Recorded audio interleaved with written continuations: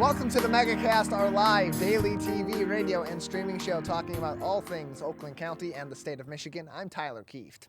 Today we'll be talking to a number of people about topics of interest and importance to Oakland County residents and Michiganders just like you. Let's begin with what's making headlines today on CivicCenterTV.com's local news page. Our top story comes from George Hunter at the Detroit News. If you're out on the road listening to us on the radio, headed to work, headed to appointments, or just going about the town today and enjoying the great outdoors, hopefully you have both eyes on the road. If not, you may be hearing sirens and find yourself pulled over very soon. The Michigan State Police, as well as many local law enforcement departments and sheriff's offices today, are kicking off what is called Operation Ghost Rider to crack down on distracted driving. But this is a special kind of lookout. You won't be seeing more squad cars hidden in so-called speed traps. Operation Ghost Rider features unmarked spotter vehicles with law enforcement passengers who will be looking for signs of distracted driving or looking to catch you in the act altogether. According to a press release on the operation from the nonprofit Transportation Improvement Association, quote, when spotters observe a distracted driver, they radio a fully marked law enforcement unit to initiate a traffic stop, end closed quote. So that brief moment where you're sending a text message or reading an email at the wheel could be very costly. Under current distracted driving laws, motorists in Michigan will be fined $100 for their first distracted driving offense and $200 for repeat offenses. Some could argue that this use of unmarked vehicles is a gotcha tactic, but those so-called gotchas could save a lot of lives. Said Macomb County Sheriff Anthony Wickersham, when you take your eyes off the road for even 5 seconds, it can have an immense amount of consequences on the roadways. Adding, quote, at 55 miles per hour, that's equivalent to driving the entirety of a football field with your eyes closed, end closed quote.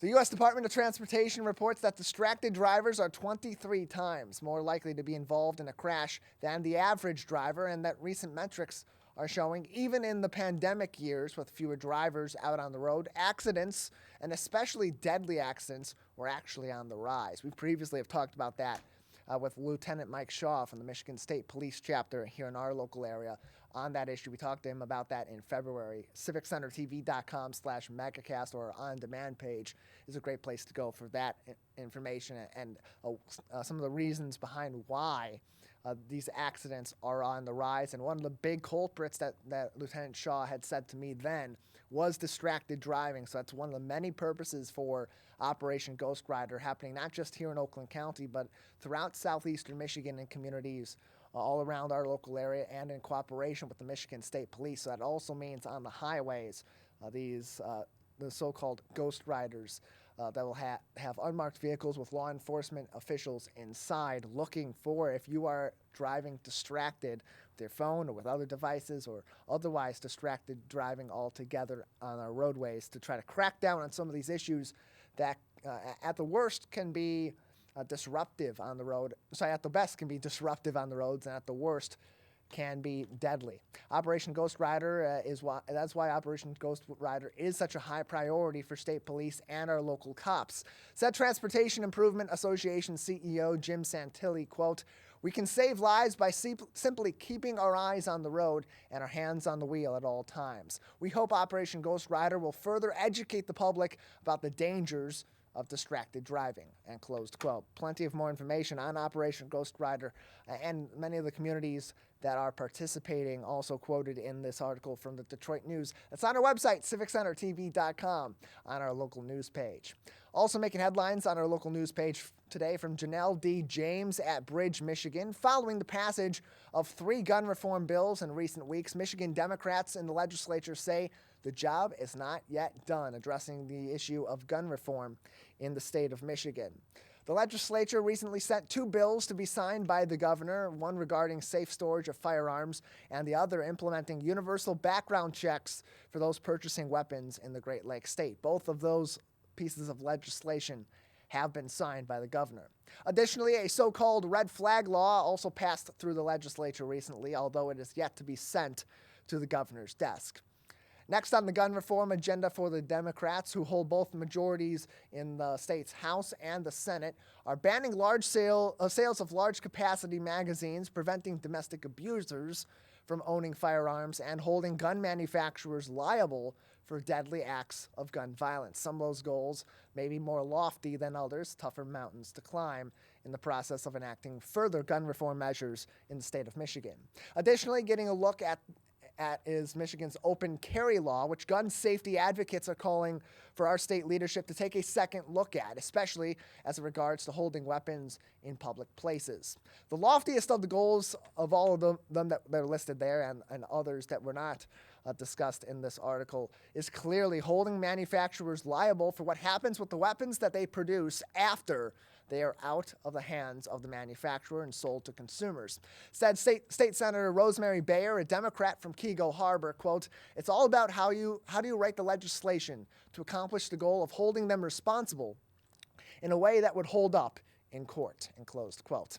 As for open carry laws, those already in place do ban the carrying of weapons in sensitive areas such as school zones and places of worship, although those with licenses to carry those weapons can carry them in these such places as long as the weapon is visible. That's one of the things that the gun safety advocates are hoping that state Democrats will be looking at as they continue these gun reforms and gun safety reforms at the statewide level. Plenty more about these new laws, as well as the goals of Michigan Democrats going forward on gun issues, are packed into this article from our friends at Bridge, Michigan on our website, civiccentertv.com, on our local news page. Very interesting read. It's a little bit of a long read, so take some time when you got some time today when you're taking a break at the office and want to learn more about what's going on in Lansing, especially on a very important issue across the aisle here in Michigan, such as gun violence and gun safety reform.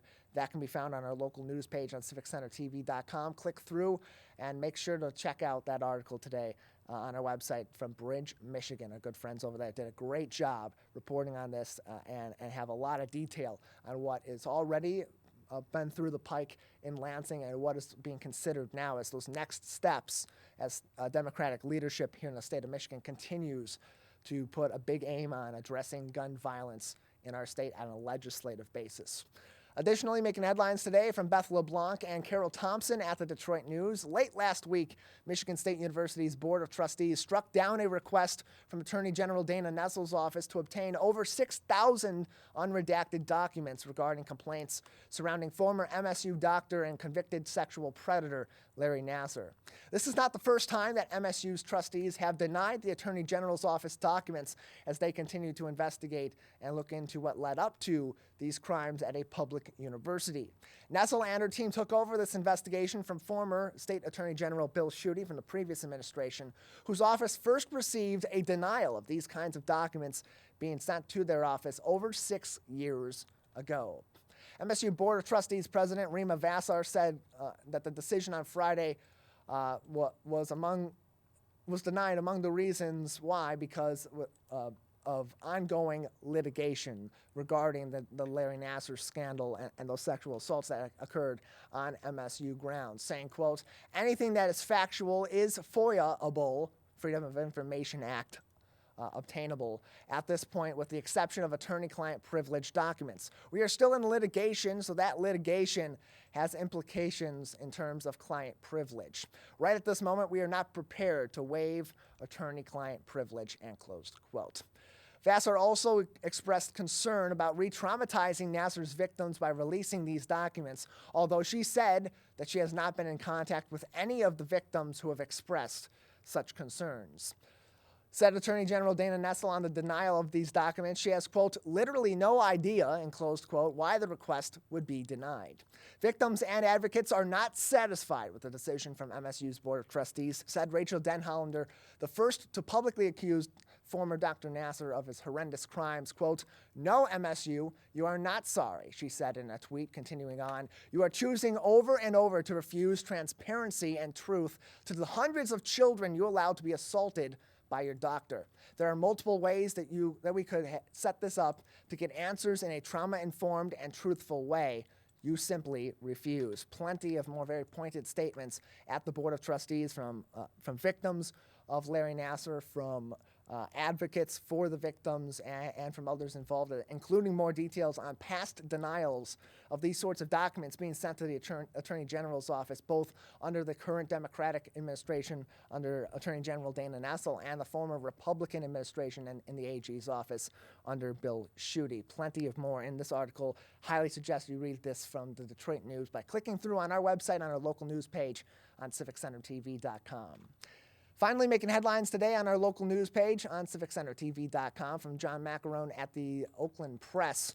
Over the weekend, the National Football League announced the suspension of 5 players for violating the NFL's gambling policy. 4 of those players, unfortunately, were on our beloved Detroit Lions. The players, including the now since released wide receiver Quintez Cephas, defensive back C.J. Moore, wide receiver Stanley Berryhill, and second-year receiver and former first-round pick Jameson Williams were all suspended for violating the NFL's policies. Berryhill and Williams, however, do remain with the Lions despite the release of wideout Quintez Cephas and defensive back C.J. Moore.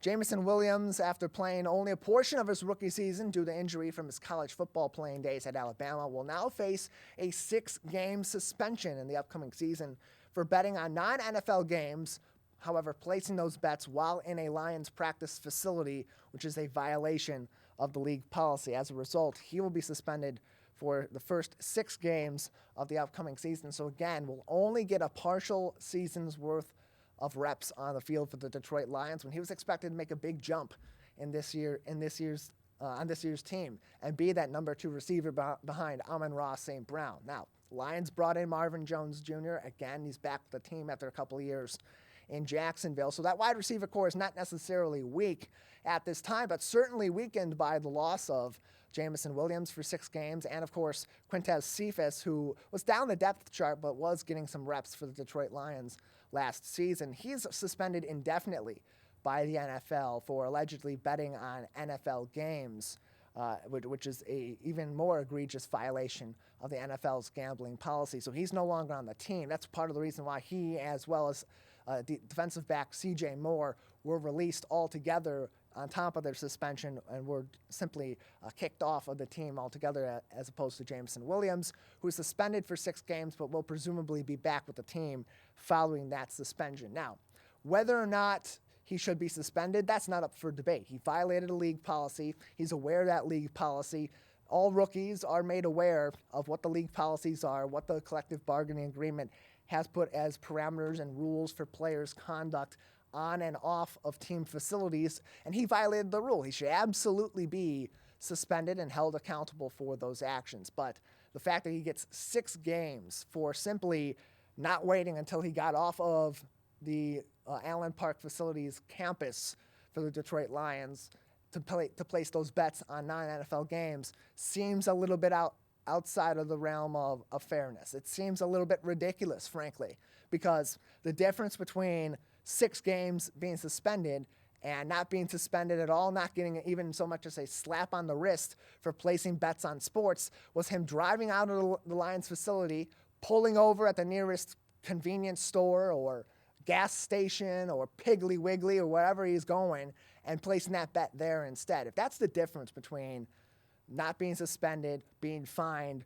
or getting a suspension for nearly a third of the season at 6 games, now with a 17-game season, nearly a third of the season for simply placing a bet on a non-NFL game on an NFL-affiliated campus seems a bit ridiculous to me. He should absolutely be suspended. He should absolutely have been fined for violating a rule. A rule is a rule, and by signing your contract with the Detroit Lions, by agreeing to play for a National Football League team, you're also agreeing to follow the policies of the National Football League as are disseminated in the collective bargaining agreement with the NFL Players Association. So he absolutely should be held accountable for violating this policy, but 6 games just seems a little bit outside of the realm of fairness here from the NFL, especially considering the, let's call it, light suspensions that have been given to other players who have committed far worse violations of league policy and of just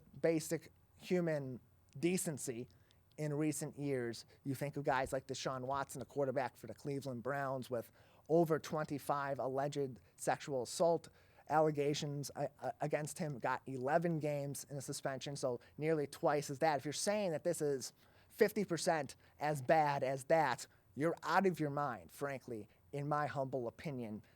6 games just seems a bit much. You give him 1 game, give him a couple of games, and fine the guy. That seems like a pretty reasonable thing to do when somebody simply places a bet in the wrong place when they've agreed not to place bets on sports games in that certain area. It's different for a guy like Quintez Cephas. It's different for a guy like C.J. Moore. They bet on NFL games. That's out of bounds. They should know better. All they got to do is take a little bit of a history lesson in sports and look back to the Cincinnati Reds' great Pete Rose, who was banned altogether from baseball for betting on games he was playing in. You don't bet on the sport you're playing in. Whether it's your team or another team, you simply don't. And especially with gambling being legal today for sports in many states, you have plenty of options if you do want to partake in that, but you got to follow those policies. A great analogy was made, I heard over the weekend, by Jim Costa at 97.1 The Ticket, who said, there's certain things that you can't look at work that are perfectly fine for you to look at, so you choose to do so at home. So if you look at them at home, you're fine. You're probably not going to get in any trouble for that unless you do something really, really bad. But if you look at those certain things at work, it's going to end up putting you in some trouble. You may lose your job. You may be suspended without pay from your work. You may be otherwise disciplined at the office for violating those sorts of policies. There are policies against drinking at work in many places. For example, we here at Civic Center TV have our studios on the campus of Chico Elementary School in the West Bloomfield School District. They obviously have, like many other places of business, like many other school districts, a policy against alcohol on campus. Should alcohol be consumed here, anybody that were to be doing that while also being on the payroll of Civic Center TV's operator, Michigan Digital, or the Greater West Bloomfield Cable Communications Commission, they would be rightfully disciplined for violating that policy. Now, if they drive home, do the same thing, that's perfectly fine. There is a difference. Proximity matters. Where you're at matters with these sorts of things. And when there are policies in place and you agree to follow those policies, you absolutely should. Jameson Williams didn't do that. He's suspended for 6 games. The 6 games is ridiculous, but he certainly deserves to be disciplined in this matter, and it's certainly going to be a sticking point for Dan Campbell and for Brad Holmes and this Lions team going forward, that he's found himself out of the game for 6 games and had a big impact on this receiving core going forward. Now, with the NFL draft being this week, could this have an impact on the Detroit Lions? Probably.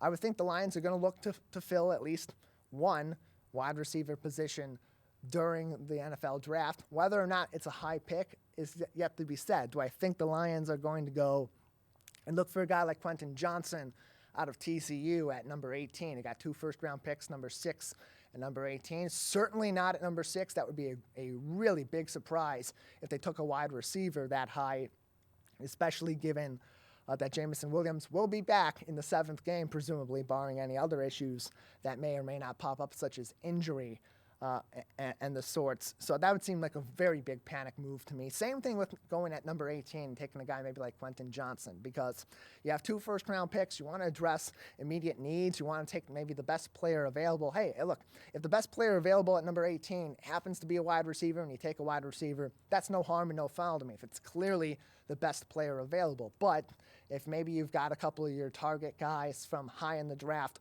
off the board and you're looking at maybe reaching for a player at number 18 in a position of need, I'd rather have a slight reach for a player in a position of need like linebacker or cornerback than reach for a player in a skill position like wide receiver that maybe isn't necessarily as significant of a need. That being said, drafting a wide receiver, being down Quintez Cephas, being down Jameson Williams is not a bad idea for the Detroit Lions. I think they can wait until down the line a little bit to make a move like that, considering the talent that's available at wide receiver and the fact that Jameson Williams will be back. He is a young player. Amon-Ra St. Brown, the Lions' number 1 receiver, is a very young player, and there's plenty of time going forward to fill more of the depth chart in the wide receiver room now that you're down not 1, not 2, but 3 receivers, with Stanley Berryhill also being suspended in sort of the same realm as Jameson Williams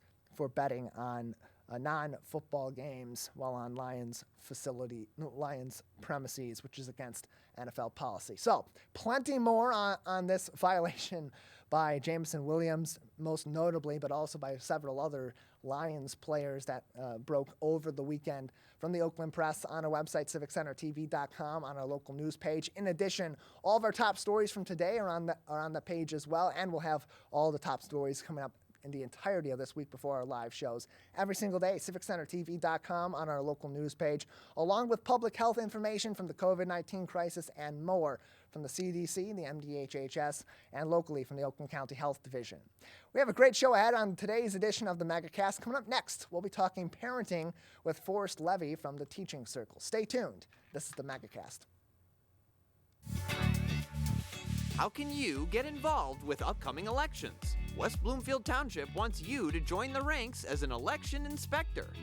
Get trained on using polling equipment, proper procedures for handling ballots, and more to keep the voting process smooth and safe. If you're interested, go to wbtownship.org for more information or call the clerk's office with the number provided on screen. This community update from Civic Center TV and 89.3 Lakes FM. 1 in 4 Michigan homes has high levels of radon, a naturally occurring radioactive gas known to cause lung cancer.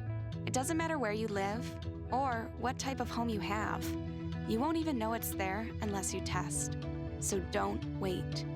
Testing is cheap and easy, and if there's a problem, it's simple to fix. Visit michigan.gov/radon to learn more. We took action. Will you? Let's savor these moments, made possible by the COVID-19 vaccine.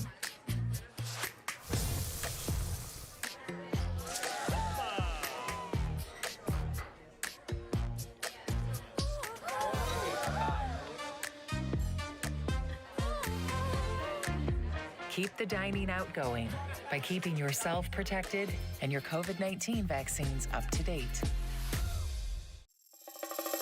The West Bloomfield Youth Assistants will be recognizing local youth for their volunteer service, personal growth, and leadership. Join us as schools, hospitals, and religious organizations nominate the up-and-comers in your community. Show your pride for our future. The Youth Recognition Awards, May 10th at 6 p.m. at the West Bloomfield Middle School. This community update from Civic Center TV and 89.3 Lakes FM.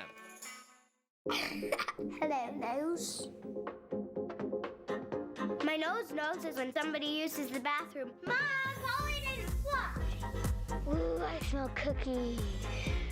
I smell an A+. How could my nose be running when it stays on my face? Our noses know if those sniffles are just a cold, allergies, or COVID-19. So swab it. Test it. It's good to know. Let's relish these moments, made possible by the COVID-19 vaccine.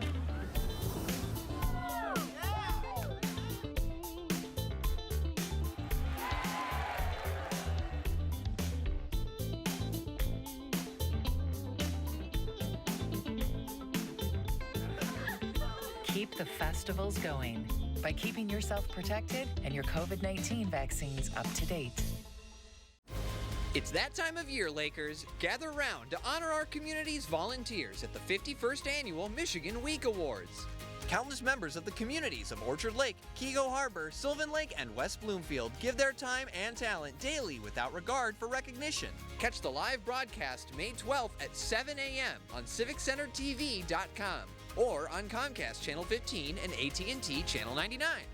This community update from Civic Center TV and 89.3 Lakes FM. There are many different kinds of noses. Our noses can sniff out all kinds of things.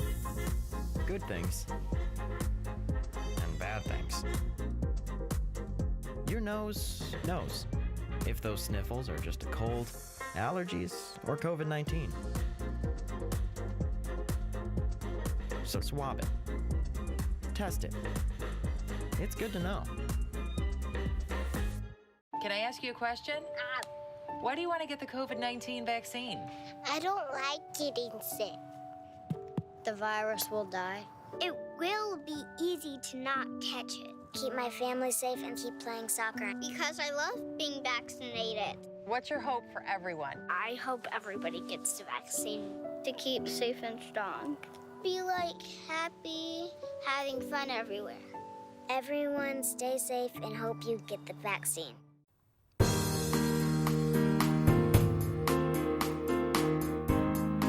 Welcome back to the Megacast, our live daily TV, radio, and streaming show talking about all things Oakland County and the state of Michigan. I'm your host, Tyler Kieft. You can always stay up to date with us and our partnering stations on civiccentertv.com/megacast, where you'll find all of our full shows and each individual interview segment on demand. And on top of that, you'll find links to every single one of our partnering stations in areas all throughout Oakland County and statewide from our co-flagship at My Michigan TV. That's arguably the best part of that Megacast page, is it's not only connecting you to our programming. So if you're not able to join us every single day for our live shows, we know it's in the middle of your morning, especially a Monday morning like this. You're trying to get your work week going. You're getting your kids to the classroom or you're getting yourself to appointments. You're all over the town. You're busy. You may not have time to join us live 5 days a week, let alone even maybe 1 day a week for an entire hour in the middle of your early morning as you're starting your day. That's perfectly fine because you can always join us on your own time on civiccentertv.com/megacast.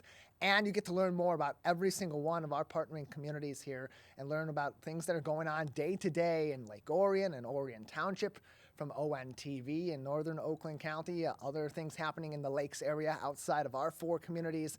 Right next door, our neighbors in Waterford at the Media Network of Waterford, joining us every single day for our live program here on the Megacast. And they do a lot of great work there as well with fun community programming, local news and talk, as well at the Media Network of Waterford. Student programming from 88.1 The Biff. We had Jackson Bragman and Amanda Silverstone on last week just before a very successful Biff stock fundraiser for 88.1 The Biff last week, Thursday, 24 hours on the air. Think about that. Kids coming in to be on the radio at 8 o'clock in the morning. That's just shortly after they begin their school day, and they're going on the air talking on the radio for 24 hours. They're talking about the Biff. They're talking about school. They're talking about things that are happening in the news and in pop culture. They're trying to connect that to what's going on in their school. They're learning to be broadcasters, and they're raising money to help improve that radio station going forward. It's always a whole lot of fun when they do that. From having been a student at what was then Andover High School in the old 3 studios at Andover High School off in the corner by business offices. Now they're front and center in the main lobby of the new Bloomfield Hills High School, and I really had a great day there. There's a lot of really fun pics on their Instagram as well from Biff Stock last week of students slowly but surely struggling to stay awake as the 24 hours went on. Some of those students being there for not necessarily the duration, but a very long period of that, and some I presume maybe even were there for the full 24 hours. You can view all their programming, listen to all their programming, it is a radio station, by clicking on our 88.1 The Biff link on civiccentertv.com/megacast. And then there's also partners in the Birmingham, Bloomfield area. Birmingham Area Municipal Access joining us live to tape in the Birmingham and Bloomfield Hills area, Bloomfield Township area, and all their great programming. On top of that, a lot of these stations are community television stations, are public access, education, and government stations, otherwise known as PEG stations, that are entirely funded by your cable fees. So you pay a franchise fee when you're paying for Comcast or AT&T, in particular for our stations here at Civic Center TV and Lakes FM, and that goes toward running these stations that provide local programming. Access to municipal meetings is a huge part of that as well. It's something we do very often here at Civic Center TV. Sometimes 4 out of the 5 days of the week, we'll have a meeting every single night. We'll do these shows in the morning, we'll do other productions in the middle of the day, and then at night, we'll make sure that your local meetings are broadcast each and every day, including today. We'll have the West Bloomfield School District Board of Education meeting tonight on the School District's channel, where I'm sure that they'll have a few things to say in the waning days before the big bond issue goes up for vote on May 2nd here in our local area in the West Bloomfield School District.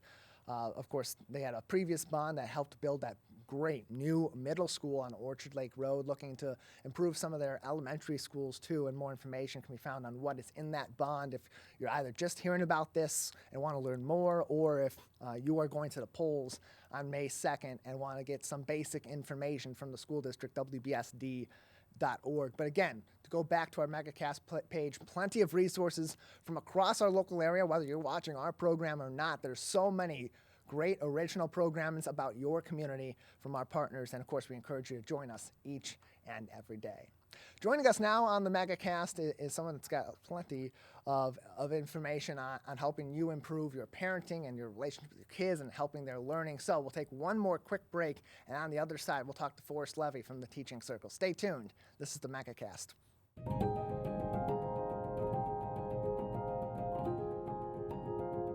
I'm Steve Eiserman of the Detroit Red Wings, and I think every child in Michigan deserves a safe, healthy, and happy childhood.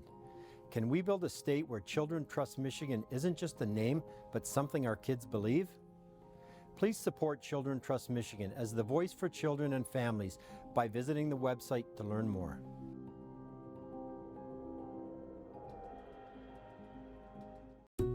Wondering what to say to someone who's been sexually assaulted or abused? I believe you. I'm so sorry this happened. It's not your fault. Confidential and anonymous help is available at the Michigan Sexual Assault Hotline. Connect with us 24/7. Call 855-VOICES-4 or text 1-866-238-1454 for help. Learn more at michigan.gov/voices4. Like what you see? Beautiful works of art, masterworks of metal, and accomplishments of artistry will be on display near you. All kinds of artists from all walks of life come together to celebrate their skill and appreciate their work's beauty. Hot Works presents the 2023 Orchard Lake Fine Art Show. Stop by July 29th and 30th between 2 and 10 p.m. between Powers and Daly off of Orchard Lake Road.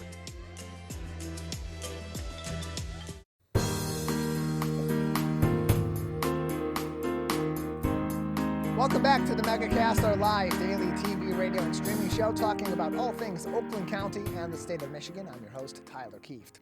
Learn more about our program by visiting civiccentertv.com/Megacast, where you'll find all of our programs on demand and find links to every single one of our partnering stations all across Oakland County and throughout the state of Michigan, including our co-flagship, My Michigan TV. Well, whether it's balancing being in the classroom and learning online, or just the day-to-day grind of being a parent, it's tougher than ever, arguably, today to raise our kids. And sometimes you need a little bit of help. Joining us is somebody that provides some of that help, and it's Forrest Levy, the owner of the Teaching Circle, joining us today on the Megacast. Forrest, thanks for being with us. Sorry, I have no sound. Okay, we will get to that in just a moment, and we'll have Calvin back at Master Control work with you on that so you're able to hear us in just a moment. So, are you able to hear me now, Forrest? I am. I missed your intro, but I love seeing you. Thanks for having me. Yeah, glad to have you on. For those that aren't familiar, we've had you on the program before to talk about the Teaching Circle. So just give us a brief overview of some of the services that you provide. So we're an educational service business, and we work with adults with special needs who need life coaching and support like that. We have a preschool that we have on Tuesdays and Thursdays where we get to work with children to get them caught up and ahead of the game with all of their learning needs. We also run break camps, and one of my favorite things I think we're going to talk about a little bit more today is coaching parents on how to be more effective with their children and behaviors. And so that parenting coaching, break that down for us. What goes into that? Because for some parents, they may just need a few pointers on a couple of different issues. And for others, they may be having some real problems connecting with their kids and resolving some of the issues that they may be having in the classroom and outside. So just how far-reaching is that parenting coaching you provide? So we usually work with some of the best parents out there because it's mostly parents who are such good parents and want to do better that reach out to us. So we have really wonderful parents who just want a little help. So maybe their child has entered into a new stage, or there's a new child in the family. different things, happening that may be needing some adjustments. And we work with them to have special curriculums just for their family, specifically for their needs. And so how do you break that down with these families when you're providing that coaching? Where does that begin? Because some of these issues may be a simple fix and others may take a whole lot of time. So analyzing those issues and figuring out a game plan has to be a critical part of that. Yes. What we'll do is we'll talk with the families. We usually have about a 30-minute meeting, things that are going on in the home, things that are problems, maybe things they're liking, they want to see more of. Once we know what their interests are, what they're looking to get, then we put together a curriculum very specific to what they need. So that could be, getting along with another sibling, or being a little less defiant at bedtime, making dinner pleasant for everyone. More information can be found and ways to get in contact with Forrest and the team at the Teaching Circle can be found at teachingcircle.org, teachingcircle.org for more information. And typically, who would you suggest are the parents that should be exploring these sorts of services? So parents who like to meet individually and want something that is catered to their family. I also am a Love and Logic facilitator. So recently I was at Lafayette Elementary doing a parenting class as a group. So some schools may want to work with us to lead a full room of parents, but there are also parents who want to just do it individually, and we can help them as well. Again, teachingcircle.org is the place to go for more information on this, teachingcircle.org. And in terms of progress, how do you measure that as you're providing this parenting coaching? Because it's not just necessarily working with the parents to help them improve what they're doing as parents and how they're interacting with their kids. Those results ultimately come on the other side, the behavior of those kids changing over time and being more along where the parents want it to be. That's how you ultimately measure this. Yeah, I measure by the happiness of our parents. So I've had a parent say, I like my kid again. That was my favorite thing to measure. But also working with them to see what is effective. So what we can find sometimes is the way that they approach the certain things that they're saying to their kids, maybe with empathy, seeing that those are coming easier to the parents, and then they find that the kid is more receptive. And then, of course, the behavior specifically that they may be working on, if you're seeing less of them that you didn't want, is a great measure. And then, of course, the child being happier and more comfortable because, they want to please and they want to be successful within their homes too. Joining us on the Megacast today is Forrest Levy, the owner of Teaching Circle. You can find more information by visiting their website at teachingcircle.org. Teachingcircle.org is their website for more information, or call them 248-990-5555. 248-990-5555 for more information. So Forrest, how did you get into all this? Because you're providing tutoring services, you're providing preschool services, as you said, but also this parenting coaching. So what got you in to this particular line of work? I've been in education for over 25 years. I worked in special education classes. I've run camps.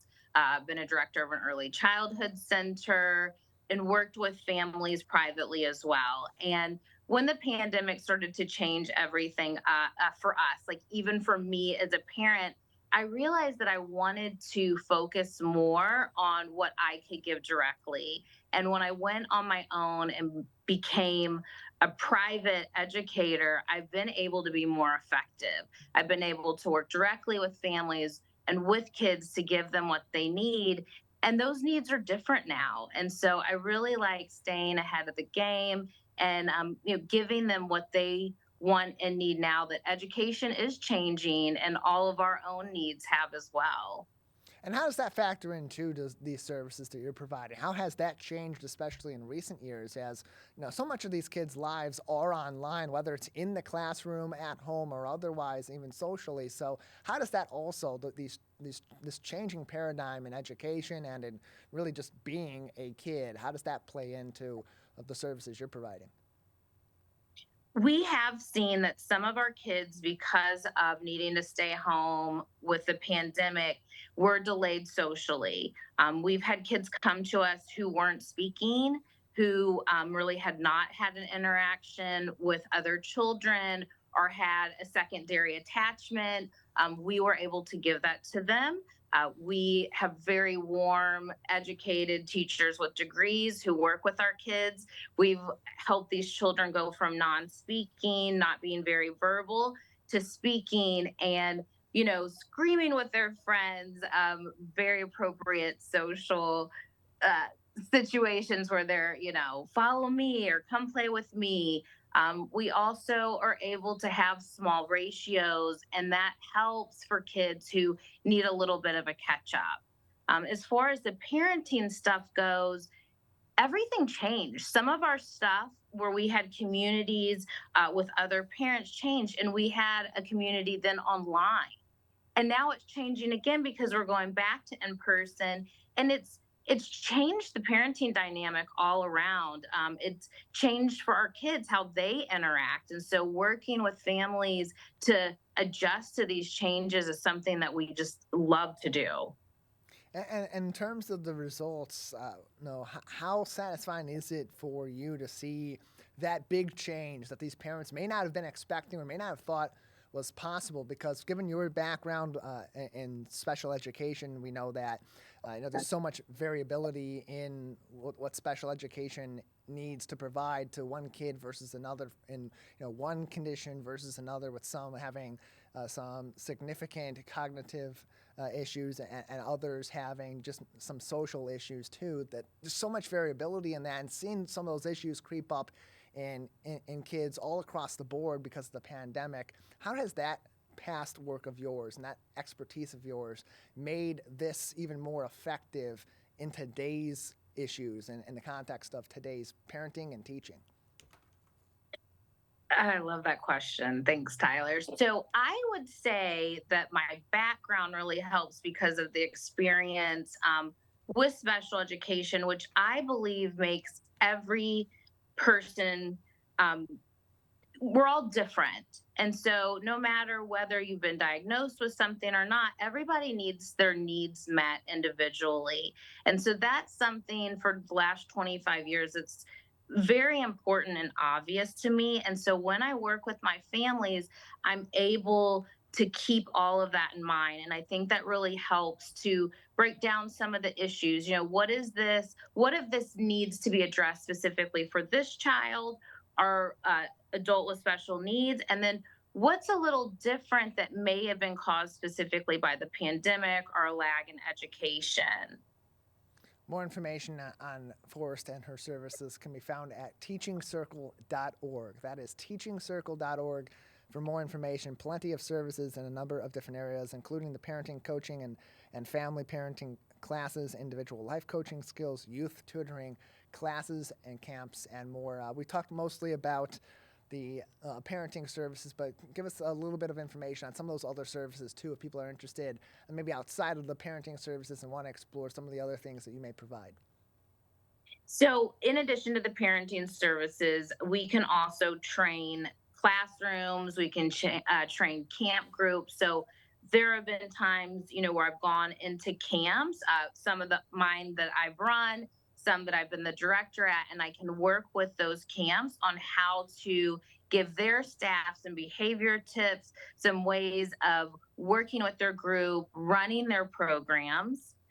Also, the adults that I work with that have special needs, everybody's very individualized, but this is something that's in place to help people be more independent and more successful in their own day. So it's life skills, it's a connection, and those are just some of my favorite clients that we have. And then for our preschool, we're working with 18 months up through pre-K, and again, we're just getting them where they need to be individually. Maybe it's working on letters or speech, and we can help them get where they want to be ahead of the game. We've had so much success in the last year. I'm excited to keep going. Well, hopefully plenty of success in the future as well for you, Forrest, and especially for these parents and these kids who are in need of some of these services as we still try to recover and get back to that base level after the COVID-19 pandemic. Thank you so much for being with us today. Thanks, Tyler. More information can be found teachingcircle.org to get in contact with Forrest, 248-990-5555. Again, the phone number 248-990-5555. We'll take a break on the Megacast. On the other side, more news and information from across Oakland County and around the state of Michigan. Stay tuned. This is the Megacast.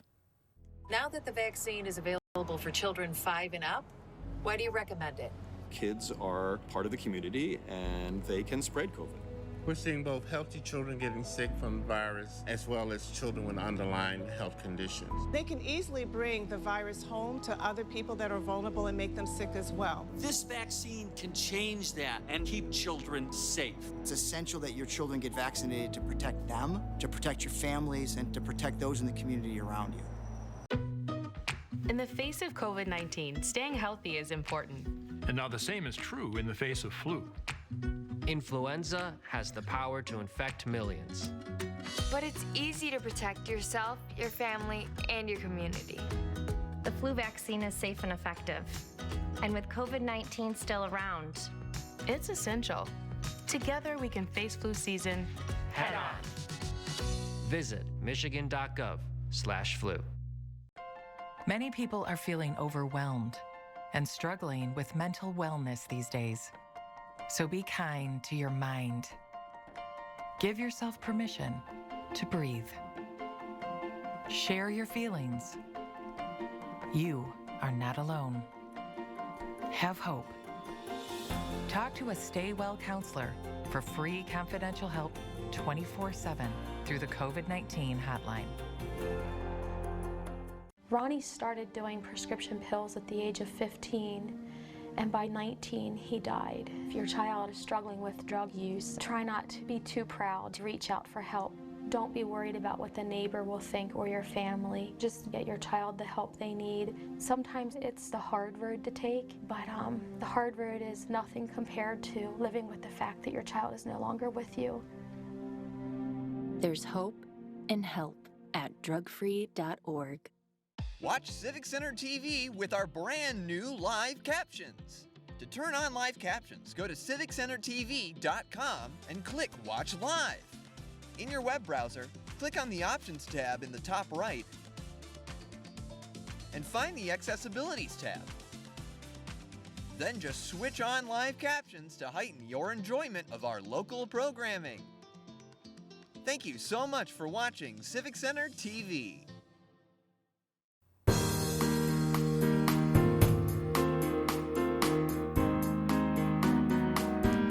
Welcome back to the Megacast, our live daily TV, radio, and streaming show talking about all things Oakland County and the state of Michigan. I'm your host, Tyler Kieft. You can find more information on our program by visiting our website on civiccentertv.com/megacast, where you'll find information on all of our partnering stations across Oakland County and throughout the state of Michigan, and find all of our full shows and each individual segment on demand as well, in case you're not able to join us for the entirety of our live 10 a.m. to 11 a.m. shows Monday through Friday.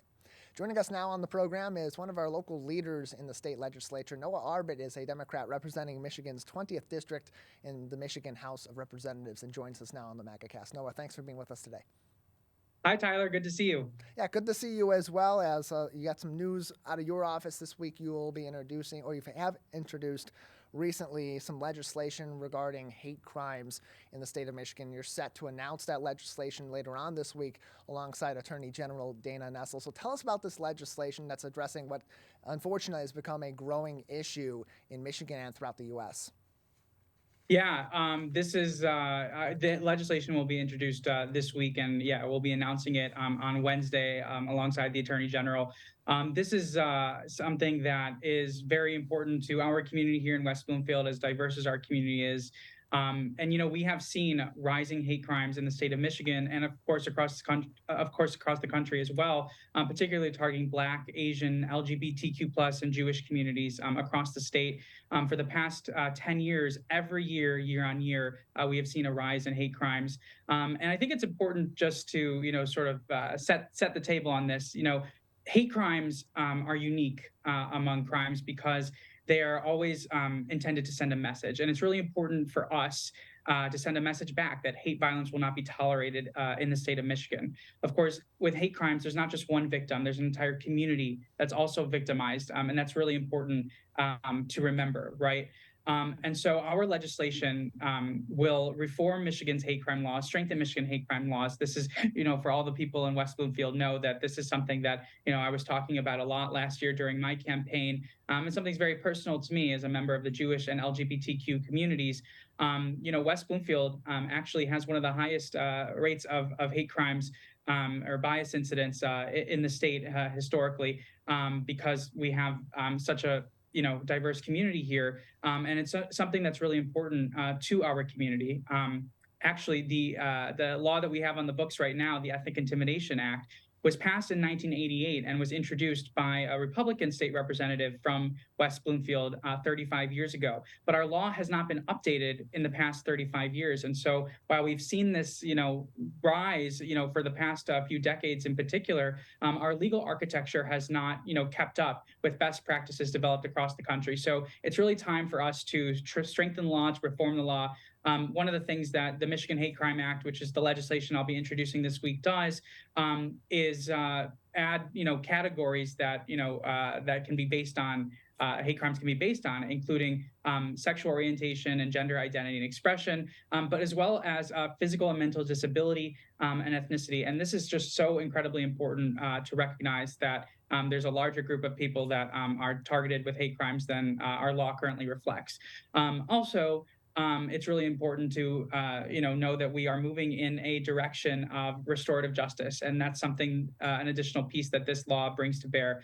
We also have another piece of legislation, the Institutional Desecration Act, which will protect houses of worship in particular, make it a crime to target houses of worship with defacement, desecration, vandalism, which is, we know that we have so many different houses of worship in West Bloomfield, so many different kinds. And to make sure that we are protecting our houses of worship and other communal institutions, this law will help, give Michigan an additional tool, a more refined tool, improve our tools to be able to respond, pursue justice and accountability, and reduce hate violence. So that's what this legislation does. It really is a sea change, landmark legislation for how Michigan approaches hate crimes. And as you're working on this bill and preparing to propose it and announce it this week, how much work out? Obviously, you've talked about the work you've done in the West Bloomfield community and the Lakes area that you represent, but in terms of other areas of the state where hate crimes may be a little bit more various or maybe more pointed one area to the other, how have you worked with other leaders in the legislature and beyond to really craft where these laws should be going? As you said, this is an update of hate crime legislation in the state of Michigan rather than necessarily a new bill. It's simply just modernizing what we already have on the books. Yeah, well, the existing hate crime law has not been updated in 35 years. This actually, for all intents and purposes, it is a new bill because it completely overhauls the legislation that we have on the books. And of course, creates the new crime of institutional desecration. Those are the two separate bills that are part of this legislation. But on the package of bills with me, I have two additional sponsors. One is Representative Christian Grant, who is the first Black woman to ever represent West Michigan. She represents the Grand Rapids area in the state legislature. And I also have Representative Ranjiv Puri, who is a Sikh American, Indian American, and represents the Canton area. And so these communities, the Black and Indian communities in particular, have been on the receiving end of a great deal of hate crimes, both in this state and across the country. And so it's really important that, I represent, of course, the Jewish and LGBTQ communities in terms of my personal identity, but bringing in other individuals who represent different communities is really important in terms of, making sure that this legislation represents the scope of communities that are impacted by rising hate crimes. And I think, this is just something that's really important because we haven't had, we've had a priority, but we haven't had a political will for so long to make sure that this got done. And this was something that, when I set out my campaign to represent Greater West Bloomfield in the State House, I said that it was my mission to move heaven and earth to ensure that Michigan is transformed from a national laggard to a national leader on hate crime prevention, intervention, and prosecution. So that's the promise that I am keeping this week with this legislation. We've been working assiduously with different partners as well as the Attorney General to make sure that this legislation is constitutional, is legally sound, and that addresses the needs of communities across the state. I think it's really important to recognize again that our hate crime law has not been amended in 35 years, which was 7 years before I was born. I think that this legislation is really to all the people who have survived and been victimized by hate violence in the state, to know that they are not alone and that their suffering it does not go unanswered. So that we will make sure that hate violence has no place in the state of Michigan. Noah will be introducing this legislation at a press conference alongside Attorney General Dana Nessel on Wednesday of this week. Noah, thank you so much for joining us today. Thanks so much for having me, Tyler. We're going to wrap things up for the day. That's going to do it for today's edition of the Megacast. As always, you can stay up to date with us by visiting our website on civiccentertv.com/Megacast. And of course, join us for replays throughout the afternoons across our website on civiccentertv.com. For our entire team at My Michigan TV and here at Civic Center TV, I'm Tyler Kieft. Until next time, take care of each other, and we'll see you very soon.